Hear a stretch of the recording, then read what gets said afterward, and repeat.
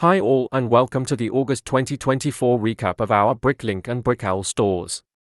With this video I want to give you a small overview of the things we did with our Lego shops. Let's have a look.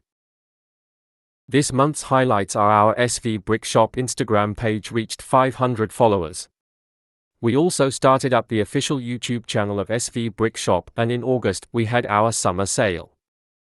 In terms of store growth, we went up quite nicely in the second half of the month when we started uploading the used Lego parts we bought in July, resulting in a used part increase of 4,131 parts in 1,000 lots for a value of €276. This brought up the total part count in both stores up to 68,352 items in 6357 lots.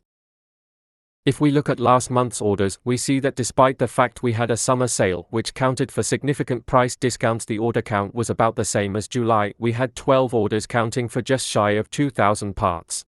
Those 12 orders were evenly divided among bricklink and brickowl, with 1311 new parts and 587 used parts sold. If we look at it in more detail, most sold colors are still by far light bluish gray followed by white and dark bluish gray.